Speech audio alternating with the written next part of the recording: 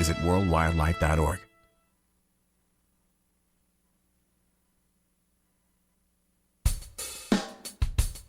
You take a seed, you plant it, you grow it, you dry it, you roll it, you smoke it, and it goes down smooth. Hey! Spanning the continent to bring you the truth about cannabis and marijuana law reform. I smoke pot and I like it a lot. The Russ Belville Show, the voice of the marijuana nation. Now, here's your host, Radical Russ Belville. Good day, tokers and tokettes and non-toking lovers of liberty. It is Thursday, October 15th, 2015, and it's got to be 420 somewhere in the world. Welcome to the show. Glad you could be here. Doing a lot of tech upgrades for 420 radio. Having a lot of fun doing it, too. If you're listening live, you can now get us on a couple of new live stream sources. You can go to listen.djcmedia.com, listen.djcmedia.com/420radio high, H-I-G-H, or /420 radio low, L-O-W. So if you go to listen.djcmedia.com/420 radio high, you get the 128K version, the full audio sound. And if you go to listen.djcmedia.com/420 radio low, you get the 32K version, which is great for talk and so-so for music. But the new compression actually means the music sounds a whole lot better than you might expect. So check that out. That 32K stream is really good for people on dial-up, so you don't have the buffering problems. It'll be nice and smooth. Or if you've got a phone that's got like a data charge on it, you'll use a whole lot less data that way. Both of those streams are going to be a part of our new 420 radio app through Nobex Radio. We'll have that coming out pretty soon, probably 3 days away for the iPhone and for the BlackBerry. It'll also be on Windows Phone and probably in a couple weeks out on Android as well. This will replace the old 420 radio app, give us a new shell, a much better look, and again, those two different streams. So you can get the benefit that you're looking for from 420 radio. All right, coming up on the show today, we've got a guest joining us for a cannabis cinema segment. We are going to be speaking with Eric Rice. He is currently filming a documentary called Drug Lord, and so we will take a look at that and talk to him about where he's at in the world and what that movie is all about. Also coming up on the show today, we've been talking about Ohio all week. Ohio Issue 3, they'll be voting on it in 18 days in the state of Ohio to legalize marijuana through constitutional amendment. A lot of controversy around that. But we shouldn't neglect to talk about Issue 2 that's also on the ballot. We're going to devote 2 segments to that today. Behind the headlines and normally where we do our drug war data mining, we're going to talk about Ohio Issue 2, the so-called anti-monopoly amendment, and show you how this isn't anti-monopoly, it's anti-democracy, and everybody should be voting no on this damn thing. Also on the show at the end, we'll have time for a radical rant. We'll wrap up this week's ranting about the major drug law reform organizations and their soft peddling or shying away from covering Ohio's Issue 3. Specifically today, we're going to talk about NORML, the National Organization for the Reform of Marijuana Laws, my home, my family. So it's all done with love and respect. And I've gotten some feedback as well that will fill you in on that and how things may be improving in this situation. That's all coming up on the Russ Belville Show. Then in Hour 2, Toker Talk Radio, we've got more audio from the Oregon Hemp Convention, a panel, an entire panel of farmers. Zev Pace was the moderator of this panel, and it includes Dr. Harry Ako, Jerry Norton, Oregon hemp farmer Edgar Winters, Cliff Thomason, Lynn Fouch, Kentucky hemp farmer Mike Lewis. Stay tuned. You're tuned into the Russ Belville Show, the voice of the marijuana nation.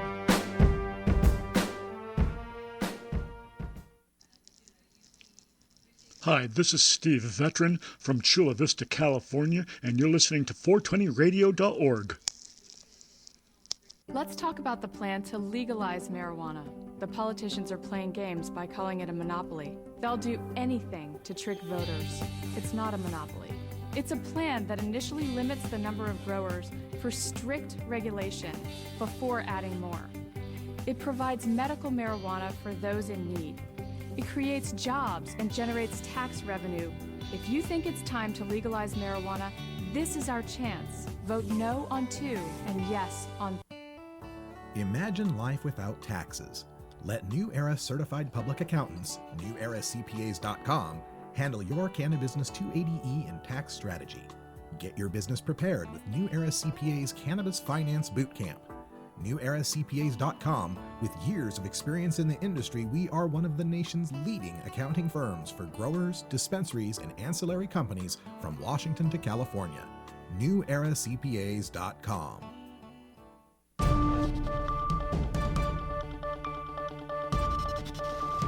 It's time for the 420 Radio News, covering the latest headlines in consumer cannabis, medical marijuana, and industrial hemp.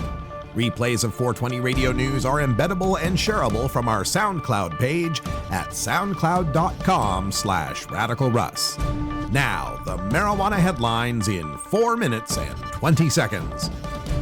This is your 420 Radio News for Thursday, October 15th, 2015. Croatia allowed the sale and use of marijuana-derived products Thursday following a campaign sparked by the detention of a multiple sclerosis patient who grew the plant to ease his pain. Medicines containing THC, the plant's main psychoactive ingredient, can now be prescribed by doctors to ease health problems associated with cancer, multiple sclerosis, epilepsy, and AIDS. The drug can be prescribed only for up to 30 days, while the overall quantity for the period cannot exceed 7.5 grams. Until now, cannabis oil has been available on the Croatian black market for anything between 300 to 600 euros or $343 to $686 for 10 grams. Health Minister Sinisa Varga said the medical marijuana would be available in the pharmacies within the next few weeks, depending on the market interest. Croatia joins EU countries such as Spain, Portugal, the Czech Republic, and the Netherlands in allowing some degree of marijuana use.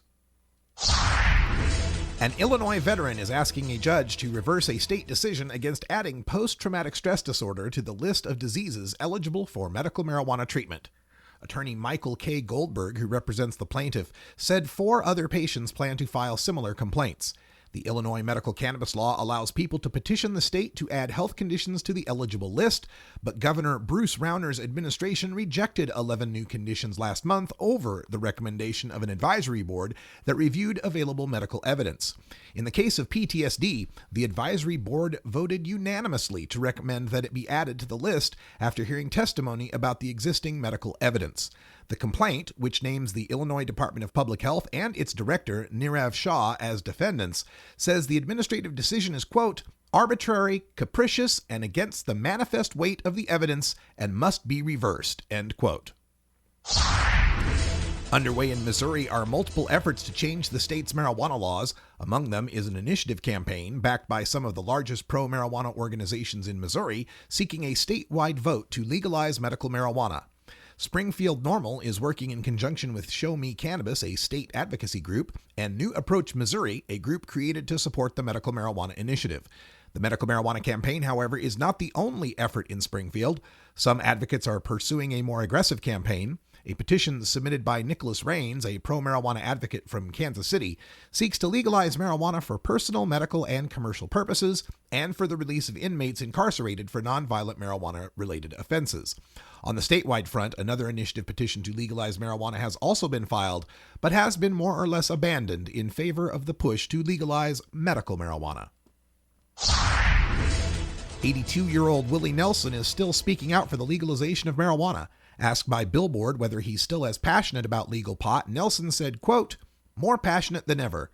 I was recently encouraged to read about parents traveling to Colorado and Oregon where they could legally obtain marijuana so that, under a doctor's care, their children's seizures could be effectively treated.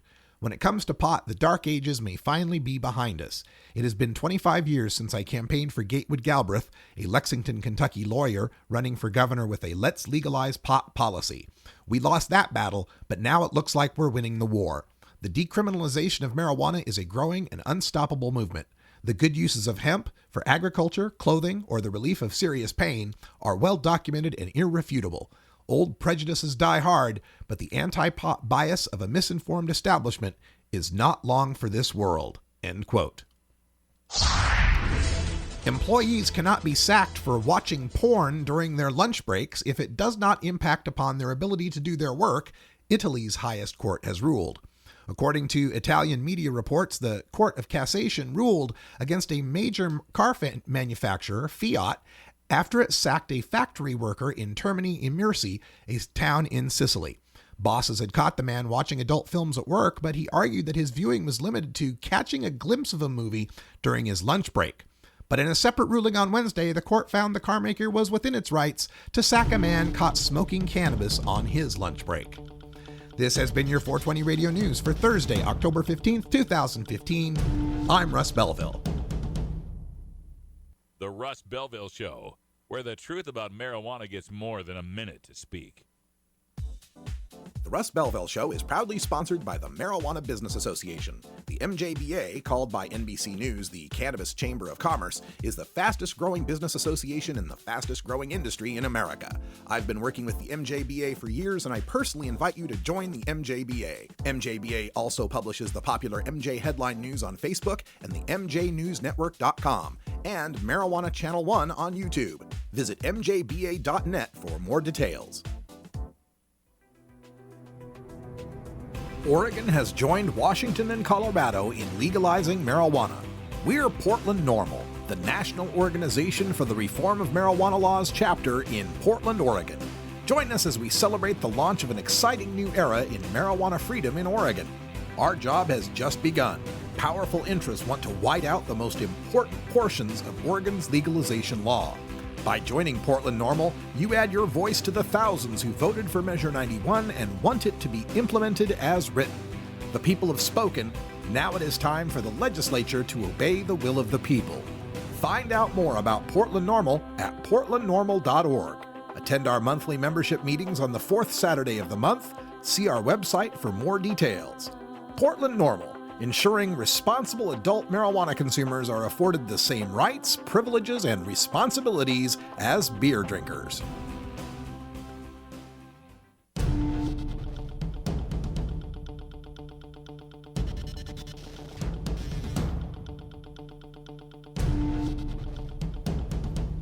As you know, I've been talking a lot about Ohio's Issue 3 because I have to do a whole lot of talking to make up for everyone who's not talking about it.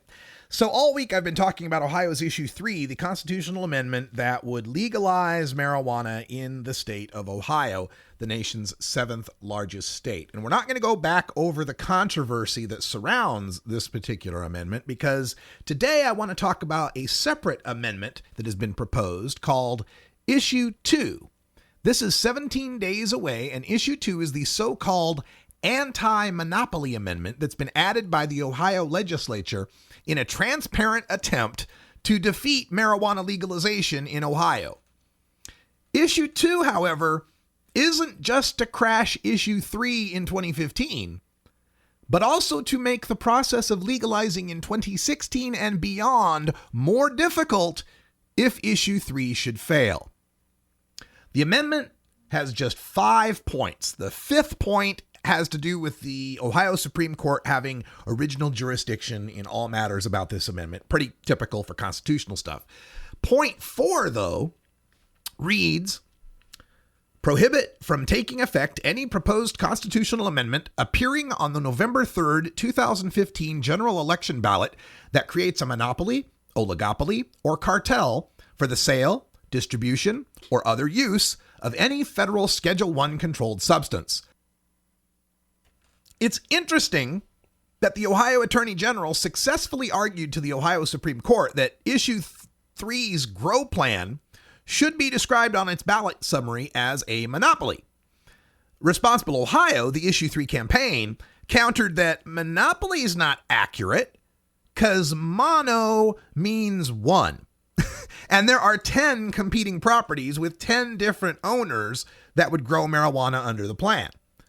A more accurate term would be oligopoly, a market controlled by the rich. And a less accurate term would be cartel, a market controlled by a few players that collude, which Ohio's 10 growers could not do without violating federal antitrust laws. The reason for the monopoly language, of course, is that oligopoly isn't a term average folks recognize, and monopoly sounds scarier to voters. Monopoly implies that just one company would be profiting from Ohio's marijuana farms. Like just one company profits from the 4 constitutional casinos passed in an actual monopoly amendment in Ohio in 2009. Oh, maybe you didn't hear about that one. Yeah, okay, the same guy, Ian James, who is proposing the 2015 marijuana issue 3, was behind the 2009 casino issue 3 that set up 4 casinos in Cincinnati, Cleveland, Columbus, and Toledo in the Constitution, all owned by one company, Penn National Gaming. There was well over $45 million spent by Penn National Gaming and Cleveland Cavaliers majority owner Dan Gilbert on that issue 3, which was the greatest amount ever spent on an Ohio initiative. Now, you didn't see the Ohio State Legislature rush into session to propose an anti-monopoly amendment to compete on the 2009 ballot, did you? Nor did the legislature in 2010, 2011, 2012, 2013, or 2014 see fit to address what today they're calling galling and nauseating. Somehow one company buying an actual monopoly in which it runs the entire state casino industry didn't spur them into action. Oh, but as soon as 10 investors put up $20 million to get marijuana legalization on the ballot, where they would profit only from the wholesale side of the industry, while creating thousands of jobs and hundreds of opportunities in the processing and retail side they wouldn't control, oh, now suddenly there's a need to vanquish the anti-American forces of monopolization. Oh, except for the casinos. Nothing about issue 2 is going to affect the 4 casinos owned by the one gaming company that have generated $809 million in revenue in 2014 alone. So, if the state has decided issue 3 is a monopoly, why did it need to include oligopoly or cartel in its 4th point? And if the concern is investors getting rich, why was there a need to include or other use, which could be nonprofit medical use? If the problem was marijuana, why include federal Schedule I controlled substance? Was there a chance they were going to pass a ballot measure to legalize heroin, LSD, and mushrooms anytime soon?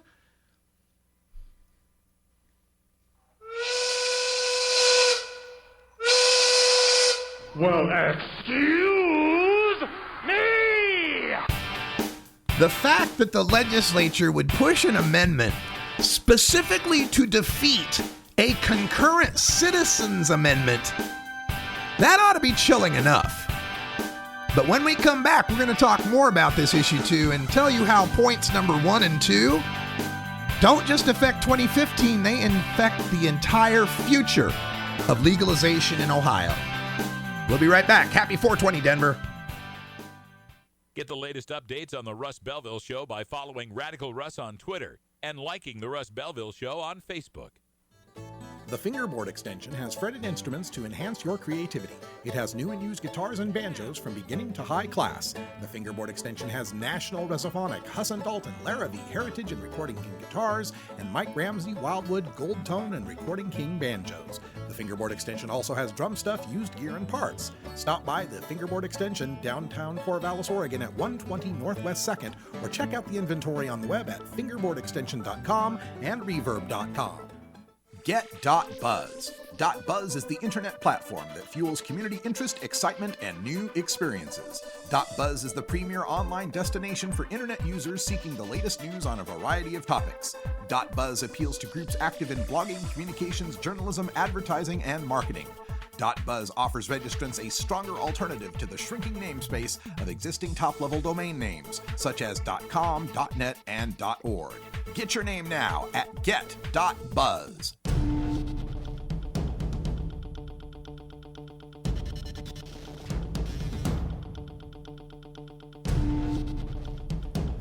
We were just discussing Ohio's Issue 2, which the Ohio legislature has put on the ballot for just 18 days from now to specifically invalidate Issue 3, if it should pass, the amendment to legalize marijuana.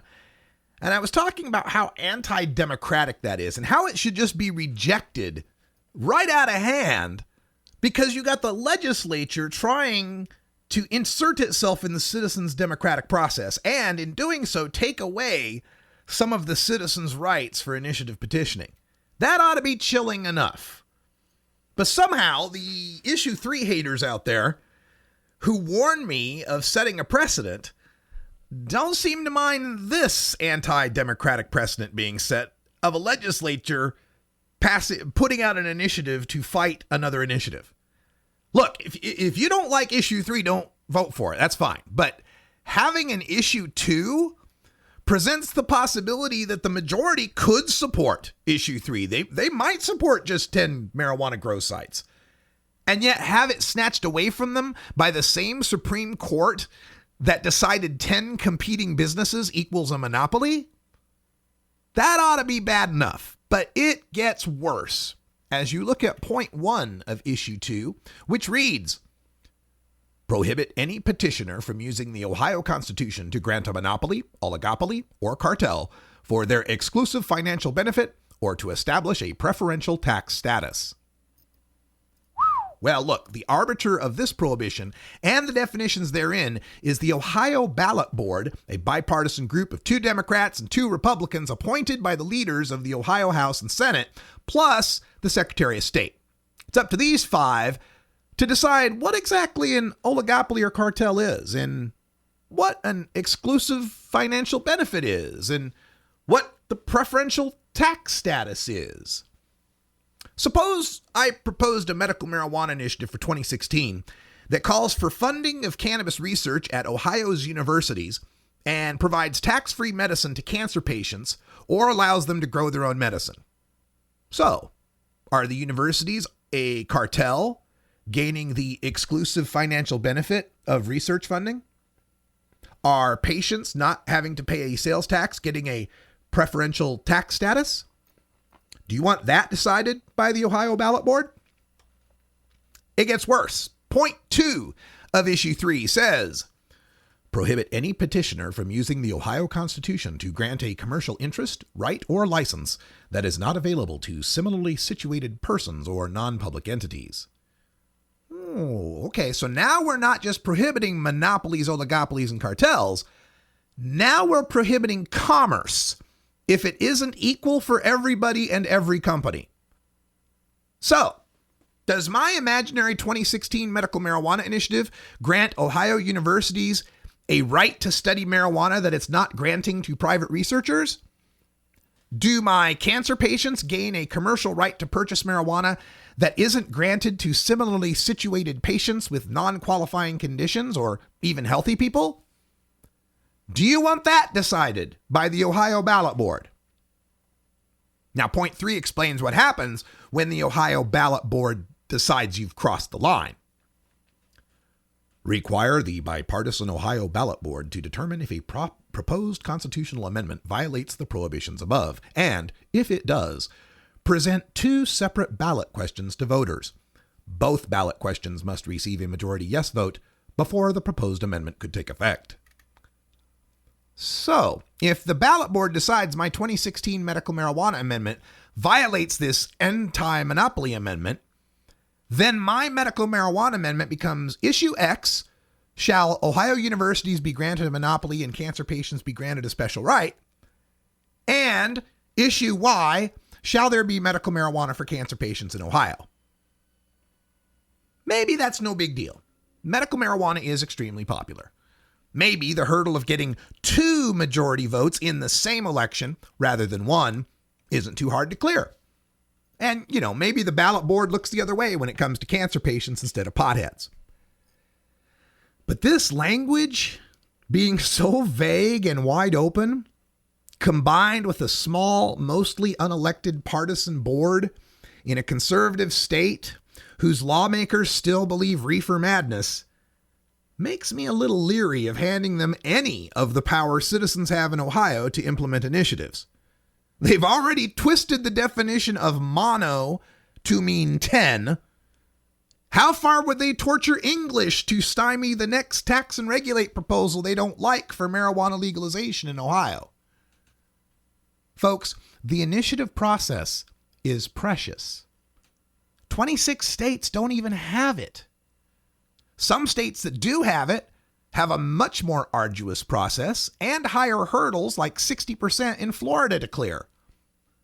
Don't let this legislature's hasty subterfuge of marijuana legalization this year be the Trojan horse that undermines your initiative process, not just for the next marijuana proposal, but any initiative the lawmakers want to see defeated. Vote no on issue 2, the anti-democracy amendment. Protect the citizen right to initiative.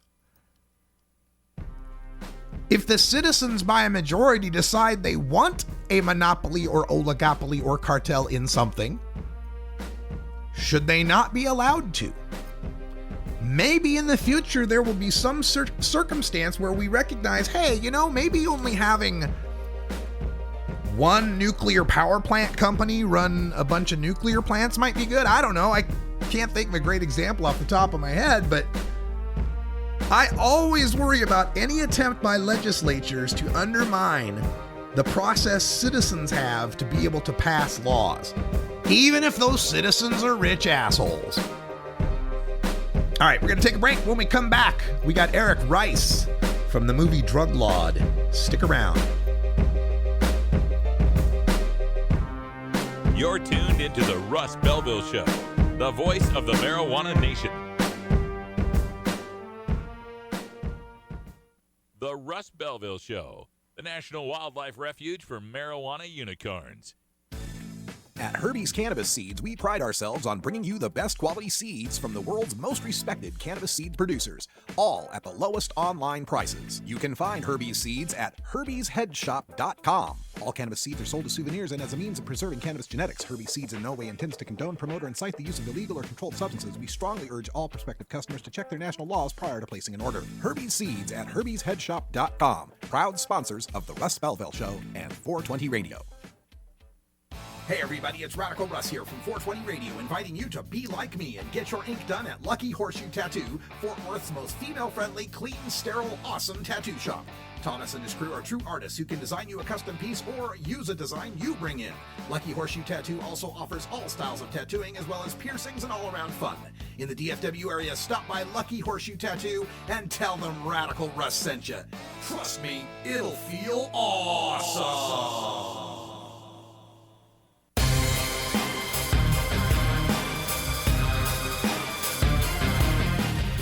As marijuana moves into the mainstream, more filmmakers are taking a look at all aspects of cannabis culture.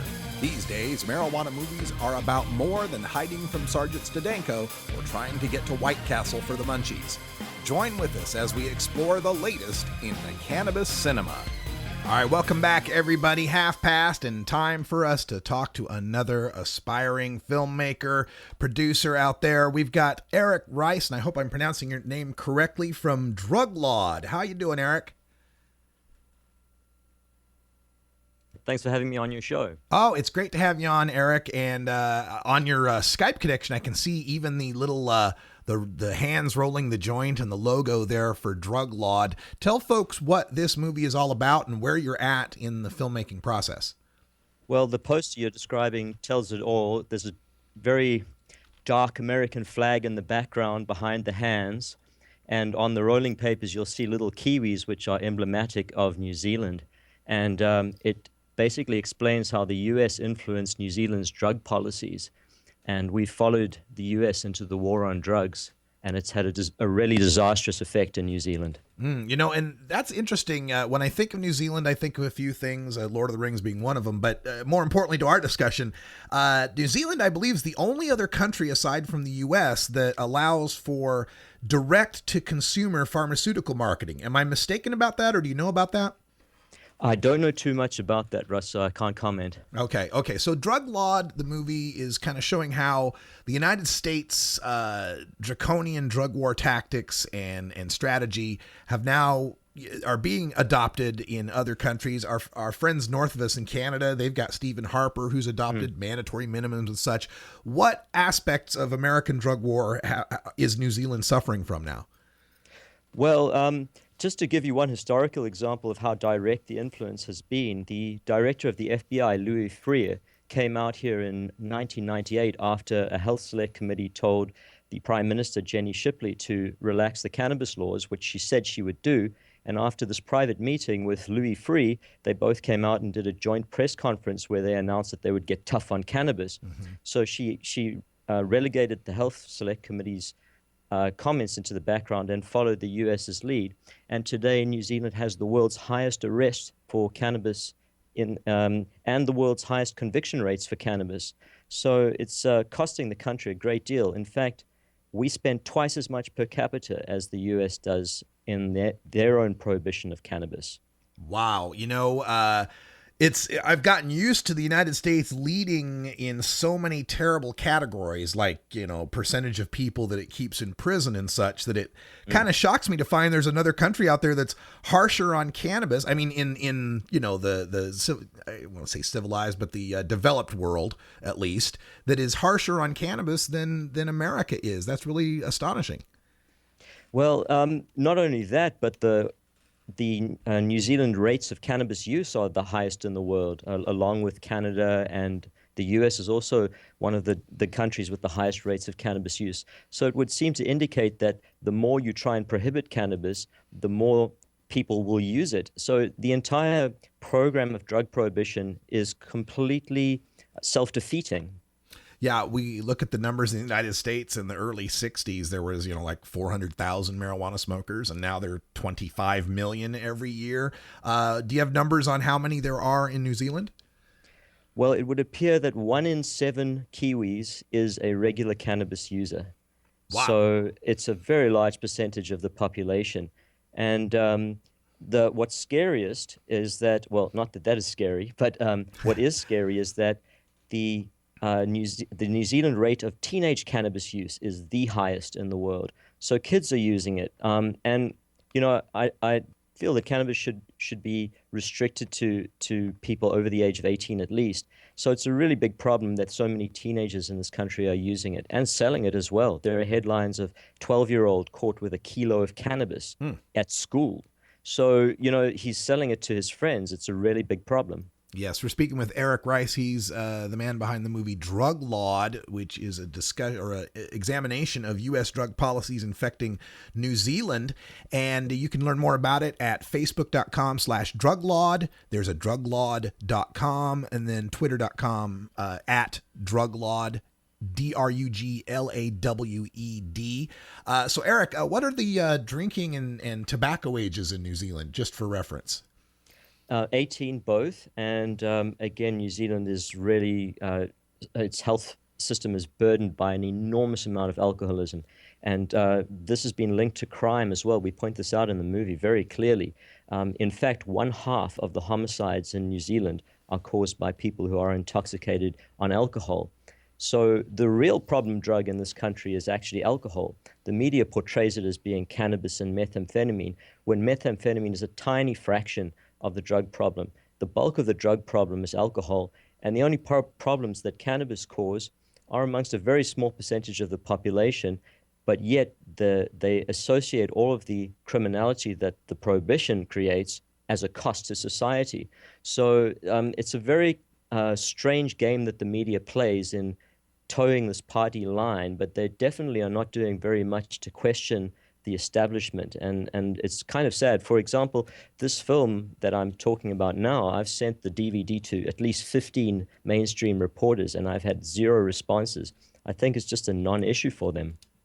Remarkable. So Drug Lord, the movie, is it complete now, or are you still working on it? The first one is complete, and now I'm working on the sequel. I was in Israel recently filming Professor Raphael Meshulam, who was the discoverer of the THC molecule 51 years ago. And he basically gave me the lowdown on the medical advances they've been making in Israel, where they've got the world's foremost research centers. And it's quite incredible. He said, for example, that they've known since the 70s that cannabis cures cancer in laboratory animals, and they've replicated those studies. And what's really needed now is the proof. So human studies are required, and then we would put this whole debate about whether cannabis can cure cancer to rest. We actually need the human trials. But the research is restricted all around the world by the laws. So in actual fact, the prohibition has this other adverse effect on society where it's preventing the advancement of medicine. So what is happening in Israel is they're getting contracts from Canada and the US to conduct these kinds of studies, because the studies are actually illegal in those two countries. The movie is Drug Lord that we're talking about. And do you have a title yet for the new movie you're working on? The working title is Drug Lord 2. We might rename it, but as the story develops, we'll see how that goes. We've got some incredible talent lined up. Cheryl Schumann in Los Angeles will be participating. I think you interviewed Cheryl a week ago or so. Good friend of mine. As I said, Raphael Meshulam is in it. And then we have a woman who's the son of the very first person to ever get the legal exemption to use cannabis in this country. Rose Renton is in the film, and her story is quite incredible. Her son, Alex, as I said, was the first person to be granted a legal exemption by the Ministry of Health in the entire time that cannabis has been prohibited in this country since 1927. So New Zealand has no official medical cannabis program, but does grant very rare exemptions, I take it, for some people? Exactly one exemption has been granted. Very, very rare. One, and okay. The Ministry of Health has the power to grant these exemptions as he chooses. He could grant thousands of them, tens of thousands of them, and there are tens of thousands of people in this country who are desperately in need of cannabis, as Alex Renton himself was. And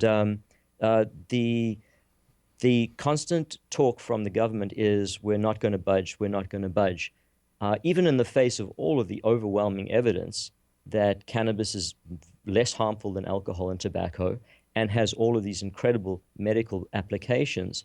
So it's strange that they can refuse science and fact and evidence and not be questioned by the media in this country. Wow. Well, I got to say, at least there's one way that we're beating New Zealand. We've got 2 people that have a federal exemption to use cannabis in our country. 2. So, yeah, we're winning. We're speaking with Eric Rice from Drug Lord and possibly Drug Lord 2 or whatever the movie gets titled. And let's talk about maybe some, what I hope will be some good news. We've exported our marijuana prohibition and our drug law tactics to your country. Do you think that our legalization and medicalization is starting to take root in your country? Is there a political movement for this happening in New Zealand? Well, I will answer the question 2 ways. Yes, there is a political movement, and no, there is no traction. There's no uptake of the reforms at all.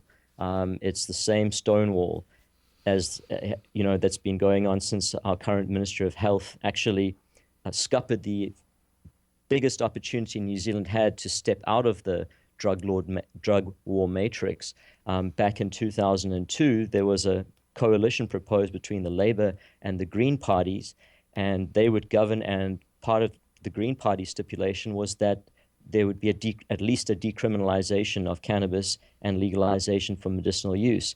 And in walked Associate Minister of Health Peter Dunn with his party United Future, and he offered a slightly better deal to the Labour government, but his first condition of that deal was that there would be no relaxation of the cannabis laws whatsoever. And this man has practically single-handedly dominated the discourse since 2002. And up until this very day, the only real change he's ever made was allowing that one single exemption for Alex Renton. Wow. So there's not a lot of traction politically speaking, but there's a movement. Does the movement gain traction among the people? I mean, what are the polls like? What do the people think about medical cannabis? About medical cannabis, there is an overwhelming support. About the legalization of cannabis for recreational use, the polls generally show majority. Some of the polls up to 86%. And in the movie Drug Lord, we show a TV show that we actually set up as part of the production. We got a national debate on television where you could text in your votes, or online you could vote to see what the entire population of New Zealand thinks, or at least the people who are interested enough to watch the show. And we had an overwhelming majority of 72% vote in favor of the legalization of cannabis. So the population is very entrenched behind the legalization. It's just the political elites who are basically preventing any progress. What a shame. And I don't know much about the politics of New Zealand. Is there no citizen sort of initiative or referendum process by which that power could be felt? Well, that's the interesting thing. There is a referendum process, but it's non-binding, so the government can just reject it. If it was a referendum and it was a binding referendum, the prohibition of cannabis would fall over in New Zealand tomorrow. There's just an overwhelming number of people who use it, and everybody knows somebody who uses it. So you would basically be trying to criminalize members of your own family or extended family. So yeah, it would fall over tomorrow if it were a binding referendum. So what's obviously the politicians don't want to see it happen. What's stopping them? Is it, are there pharmaceutical ties? Is there lobbying? Help someone explain that or understand that. There are entrenched pharmaceutical ties. There's also a misperception amongst politicians that this is a vote winner for them. And I think this is the main thing. It's until it basically becomes an election issue, which it never really has, where people are going to vote based on the stated position of each party regarding the criminalization of cannabis, then it's just going to tick over with them in this delusional state that it's actually winning them votes when it is in all likelihood costing them votes. Well, it's a familiar story that we've heard in the United States, but we're feeling a little better now, at least in our Democratic presidential debate. We got a presidential candidate to admit he'd vote for legalization. So yes, I've been following that, and I applaud, that at least there's still the political process in the United States where those things can actually be voiced. And, I hope you guys just, knock the prohibition down state by state by state until it falls over federally. And then, and only then, will New Zealand have to follow suit, because New Zealand basically is just doing exactly what the United States does. They've followed the United States in terms of foreign policy, they've followed the United States in terms of economic policy, and they've followed the United States in terms of drug policy as well. And so if the United States leads the way out of the war on drugs, other countries like New Zealand will follow. You hear that, folks? It's not just about voting to legalize in your state in 18 days, Ohio, or in a year, California, Arizona, the rest of you guys. It's about legalizing here, so we legalize the United States. So once the U.S. is legalized, other countries like New Zealand can finally see some political change as well. Eric Rice, Drug Laud is the movie. Follow at Drug Laud on Twitter, Drug Laud on Facebook, and druglaud.com. Eric, thanks for joining us, and good luck. Thanks, Russ. All right, stick around, folks. When we come back, we'll have time for the Radical Rant. Normal on Washington's I-502 versus normal on Ohio's Issue 3. We've got some updates, and it's not all grumpy. Stay tuned.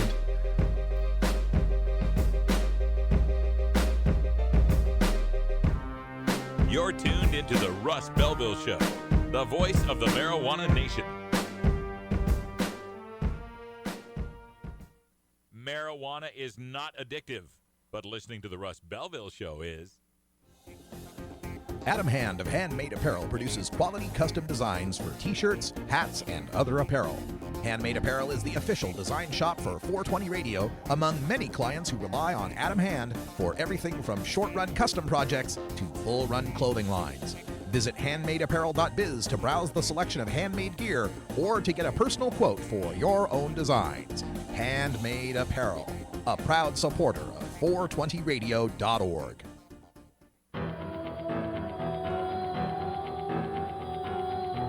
In the interest of fair and balanced journalism, the Russ Belville Show presents the anti-drug public service announcement of the day.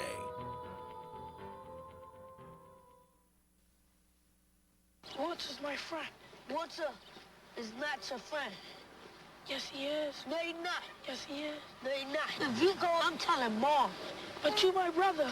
I don't care. Once I do drugs, and you ain't gonna do it. This has been the anti-drug public service announcement of the day. To cure this sort of reefer madness, listen to the Russ Belville Show every weekday on 420radio.org. I know a thing or two about drug dealers. They'll sell anything, anywhere, to anyone. They don't check IDs. They don't care what's in the poison they push. They control the streets. Failing to reform marijuana laws means the drug dealers win. They stay in business, and we surrender our streets. It's time for responsible reform to legalize, regulate, and control marijuana. So we're in charge, not the criminals. Vote yes on 3. This is 420radio.org. We must wage what I have called total war against public enemy number one. I support a change in law to end federal criminal penalties for possession of up to 1 ounce of marijuana. That marijuana, pot, grass, whatever you want to call it, is probably the most dangerous drug. Some think there won't be room for them in jail. We'll make room.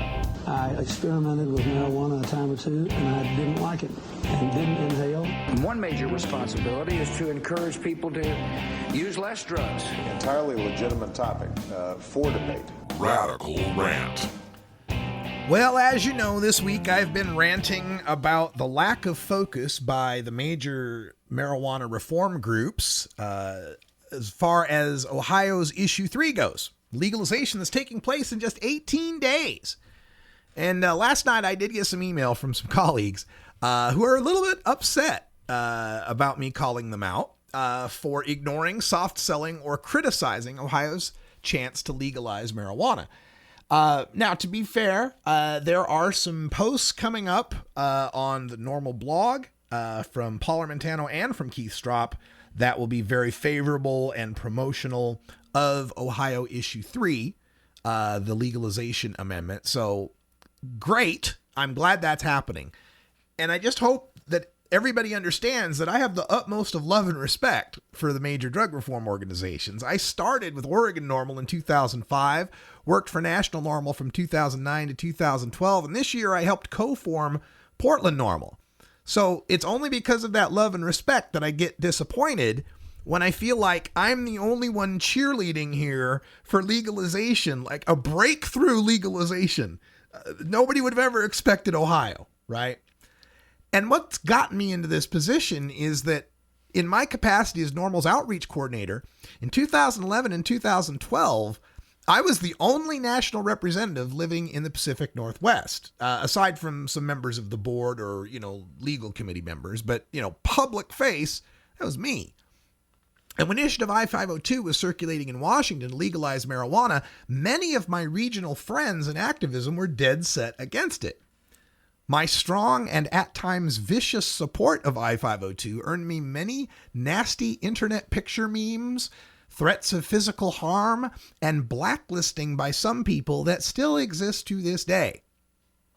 Some were vehement that I-502's passage would destroy the lax, unregulated medical marijuana system, but that system was bound to be cracked down on anyway, whether legalization passed or not.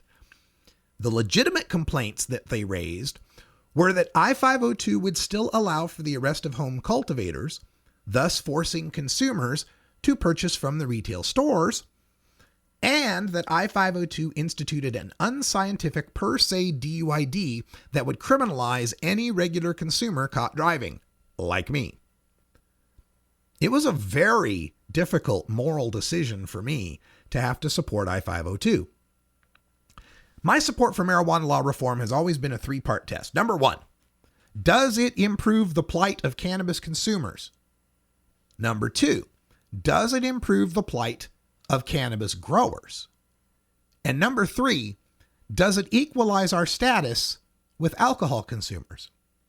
And it's not an inclusive list. Legalization to me doesn't have to accomplish all three. It's more like Asimov's 3 rules of robotics, right? They're kind of hierarchical. It has to be number one.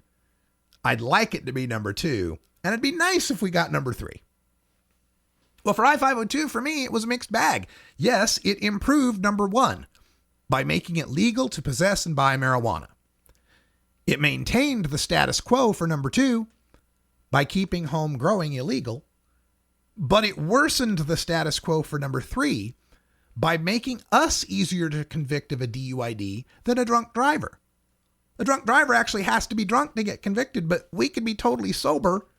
Right now, I'm over 5 nanograms and I could get a DUID. But in the end, I decided that the chances of me getting caught in Washington with a bag of weed were greater than the chances I'd be caught in a car accident or pulled over for poor driving and subjected to a blood test that would prove me guilty of a DUID I did not commit. So, I was there throughout 2011 and 12 as we were vigorously promoting I-502. In 2012 up to today, up to October 15th, 2012, there were 11 posts from the Normal website regarding Washington's I-502, and that's not counting the numerous blog posts I had written on the now erased Normal Daily Audio Stash. Dozens. The first post was a spirited defense of I-502 against the 2 legitimate complaints being raised by the consumers, the per se DUID and the home grow, entitled Normal's Official Reply to Patients Against I-502. Executive Director Alan St. Pierre wrote, "We fully recognize the per se DUI marijuana provisions in I-502 are arbitrary, unnecessary, and unscientific. We believe the overall impact of this proposal, if approved by voters this fall and enacted, will be overwhelmingly helpful to the vast majority of cannabis consumers in the state.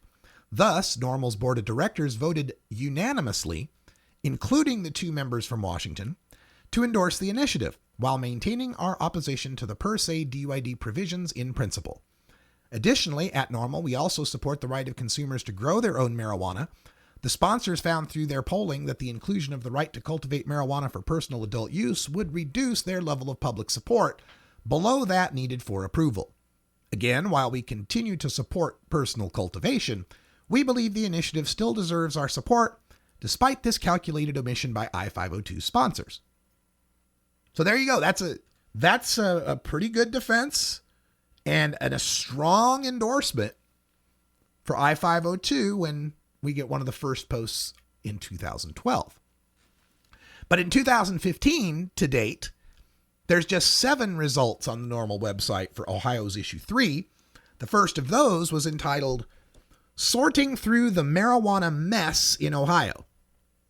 Normal's founder, Keith Stropp, wrote, "As might be expected, this proposal, which would enshrine this special privilege for these investors in the state constitution, has met with some cries of outrage from some in the Buckeye State, both legalization activists and the state legislature. Some activists have raised objections to the proposal because it would not permit average Ohioans to compete for the commercial cultivation licenses. We should not act shocked to learn that someone is going to get rich off marijuana legalization in Ohio, should it occur, nor should opponents act so offended by the fact that average citizens in Ohio do not have the resources to be part of those investors who would control the commercial cultivation licenses." All right, well, that's a decent defense of issue 3, but hardly the ringing endorsement of this will be overwhelmingly helpful to the vast majority of cannabis consumers that I-502 got. And nobody from Normal ever called I-502 a marijuana mess. Other posts from Normal this year about Ohio issue 3 also focus on the negatives of issue 3. In No More Joe Camel, Please, Keith Stropp chastised the issue 3 campaign for their use of a cartoon mascot, Buddy, as a get-out-the-vote effort on college campuses. Now look, it's hard to fault Normal for criticizing that irresponsible act by issue 3's campaign. But Keith takes it further by impugning the entire issue 3 campaign, saying, quote, "The fact that such a silly and potentially politically harmful public educational initiative would have been launched raises serious questions about how professional this sponsoring group of investors really are. Those of us who support legalization of marijuana in Ohio will be watching closely in the coming weeks to see if this debacle was just an isolated stumble, reflecting a lack of sensitivity to the special concerns that apply to drug use and drug policy, or if it is a symptom of a group with more money than common sense." Well, look, yes, Buddy is certainly a mistake. But how can one question the professionalism of a group that was able to gather the signatures, make the ballot, produce quality television ads, and generate the same polling numbers as Washington's I-502 without I-502's Drug Policy Alliance billionaire backer? And speaking of television ads, in 2012, New Approach Washington produced numerous professional ads. Normal embedded 3 of them on their website in posts entitled Marijuana Legalization Proponents in Washington Unveil First TV Ad and New I-502 TV Ads Former Federal Law Enforcement Officials Support Marijuana Legalization. But in 2015, Responsible Ohio has produced and aired as many or more TV ads than New Approach Washington did, and they're on the air, and Normal has yet to feature any of those ads on its website. As for the rest of the Normal mentions of Issue 3, we have Responsible Ohio Initiative qualifies for the 2015 November ballot, and Ohio Measure to Regulate Retail Cannabis Sales qualifies for November ballot. These were announcements in August when the initiative officially became Issue 3. Just neutrally toned news blurbs that announce the basic facts. 2 more posts. 2016 will be a watershed year for marijuana legalization, and swing states' supermajorities endorse medical cannabis access, men support broader legalization, just make a passing mention of Ohio's Issue 3. The last of the 7 relevant results for Ohio Issue 3 on Normal's website is Investor-Driven Legalization, a Bitter Pill to Swallow.